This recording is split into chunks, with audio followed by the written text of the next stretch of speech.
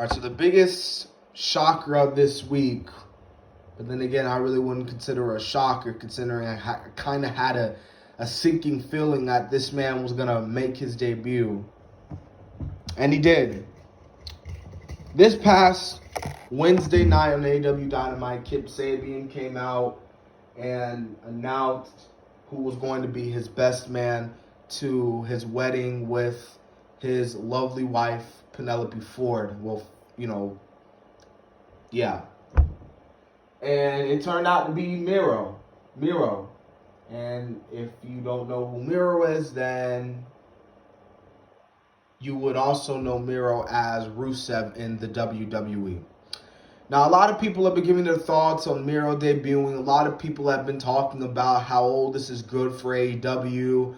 Oh, and then you have the others that are like, oh, man, why is, Miro signing with AEW? Or, oh, another ex-WWE star signs with AEW, and you know what I mean. So people have been giving their thoughts on this, and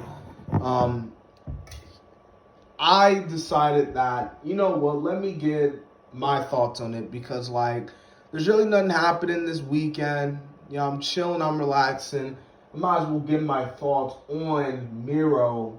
So today in this video tonight, I'm going to be giving my thoughts on Miro debuting and officially being a part of the AEW team. And then I'm also going to be giving my thoughts on AEW hitting 1 million viewers for the first time since they made their debut last year. Well, almost a year in October. And yeah.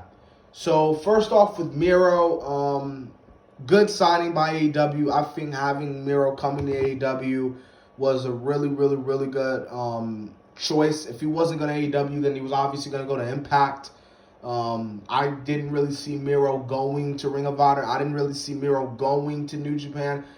It was either a tie between Impact or AEW. So I'm kind of glad. Well, I am glad. Not kind of glad. I am glad that he's in AEW, because we all know AEW, with what they have, creative freedom.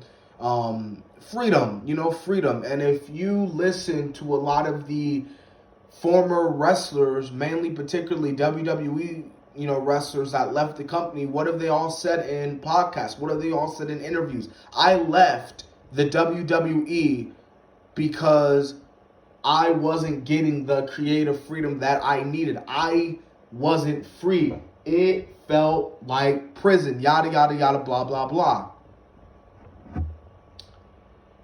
And with Miro in the situation, you had a guy that was over. And when I mean over, you had the whole crowd in the arena, chanting, Rusev Day, Rusev Day, Rusev Day, Rusev Day. Was once nothing more than a simple chant turned into something big and huge. The fans loved it. The fans ate it up. The internet went crazy about it. Everyone was buzzing about Rusev Day. And Rusev Day was on fire. Rusev Day, it was good. And we thought that this was going to be the moment, that WWE finally, once again, I guess, resurrect Rusev's career. A lot of people stated that, Rusev was buried at WrestleMania 31 when he lost to John Cena. And to a certain extent, he sort of was. Because what did Rusev really do after, John Cena? He got in that horrible storyline with Dolph Ziggler and Summer Rae and Lana. Then he formed the League of Nations, which just turned out to be nothing more than the League of Jobbers. And that didn't really last long. And and then he got in a few reigns and, other stuff, and y'all know the rest. So Rusev Day, it felt like that Rusev's career was finally going to bring back up that, Rusev was going to finally bring back up to the forefront. And like I said before, Rusev, he kind of was buried by Cena. I mean, it wasn't Cena's fault that he was buried.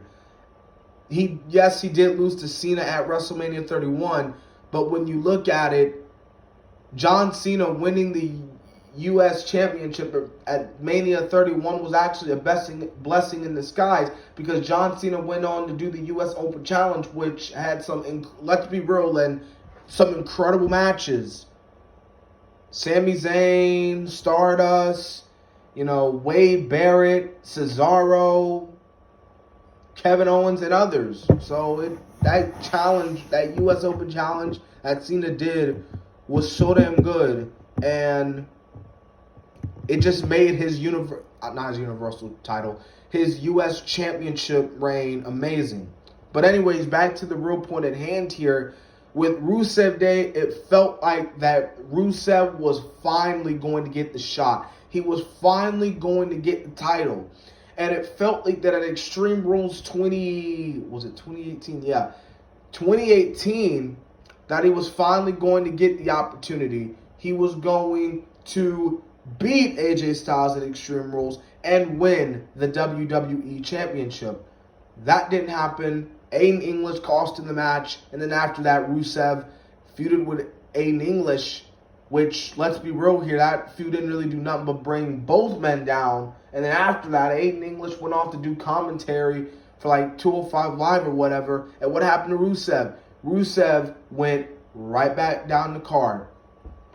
And then when you look at it, and then the sad thing is that, because Miro was explaining this in the interview, that, Vince, Vince was telling them that, oh, they're only chanting Rusev Day because they're mocking with you. They're fucking with you. They're mocking with you. They're messing with you. You know what I mean? So, I will agree. Rusev Day was so damn over, and they had a shot to boost Rusev up, but they didn't do it. And that's on WWE's fault. That's on Vince's fault. That's on their fault. I don't know what Vince and them were thinking, not, knowing, I don't know, Vince was deaf during it. I don't know. It's just, you know what I mean? So, yeah. And then think about his last feud in WWE. Good God, look at how that angle was horrible. And, it's weird because a lot of people say that feud between Lashley and, Rusev brought Rusev down a lot. Yes, and trust me, it did. But it also brought Bobby down to an extent, because when they could have been booking Lashley as this dominant, badass superstar that could have beat Brock Lesnar, and yet here he is having Lana with him in the ring. It was just crazy. It was a horrible storyline. And then Liv Morgan got involved, which really didn't do nothing. It was just a horrible storyline from the beginning, and it just brought both men down, in my opinion. You know what I mean? I'm sorry. It brought both men down. I know some people will say, oh, it only brought Rusev down. No, to me, it brought both men down, in my opinion. So, Miro,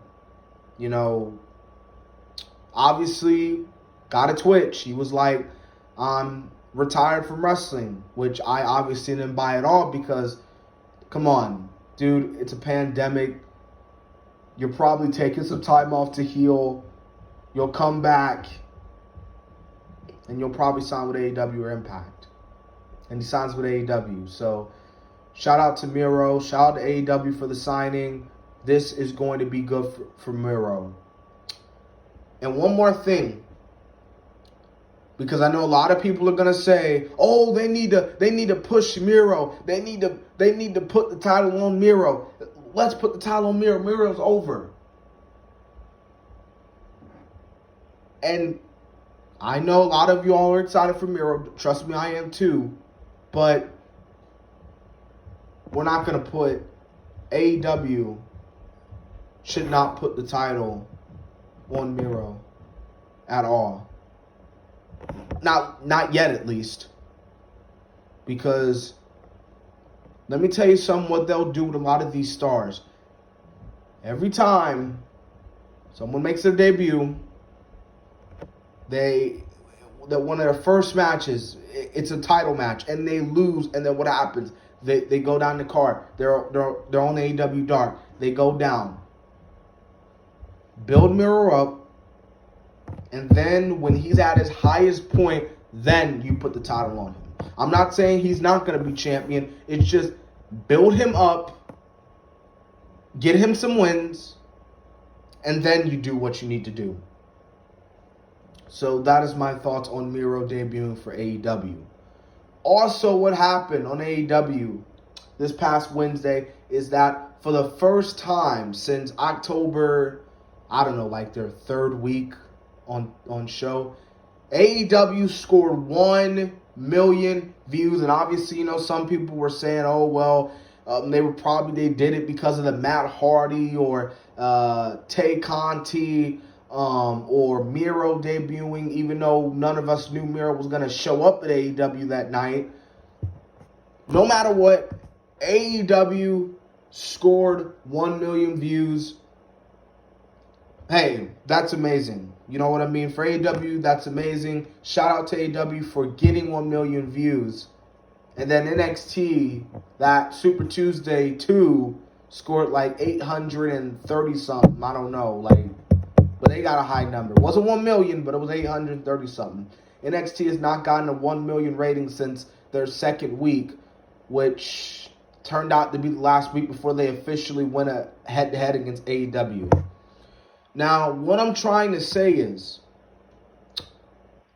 that I went on Twitter the moment I found out that AEW got 1 million views, and I went on Bully Ray's Twitter account.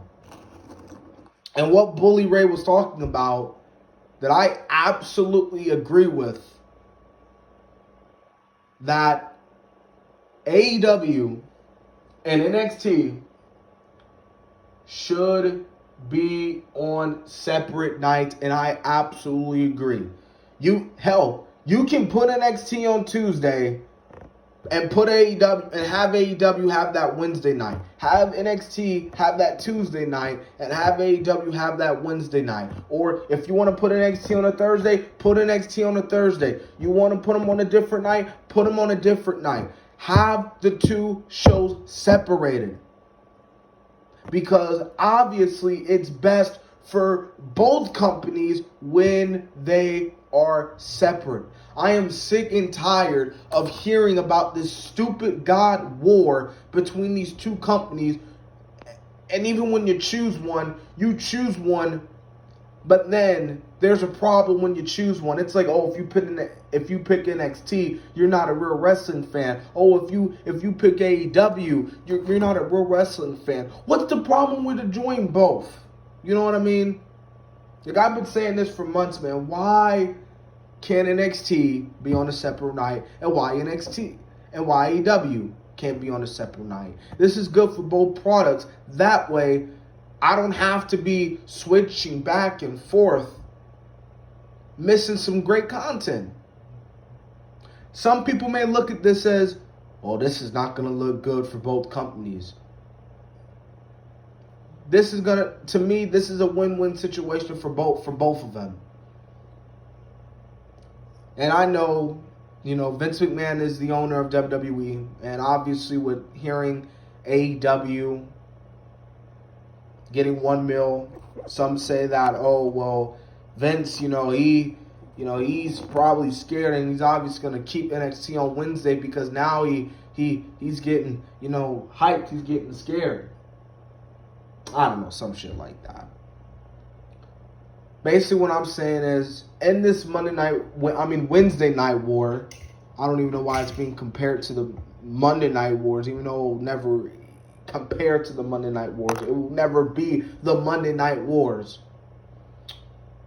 In this Wednesday night war, I'm just sick and tired looking at the comments, seeing NXT fans and AEW go back and forth. It's like, just shut the hell up and let me and just enjoy both. I don't fucking know.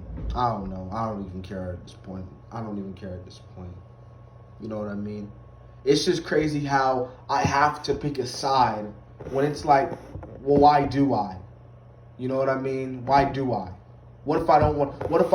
why can't I just enjoy both? Why do I have to pick NXT? Why do I have to pick AEW over NXT? Why do I have to pick NXT over AEW? Why? Why do I have to pick one? Why can't I just be neutral? Why can't I just be sitting on the sidelines watching two great wrestling shows, put on some amazing pro wrestling and some good storytelling?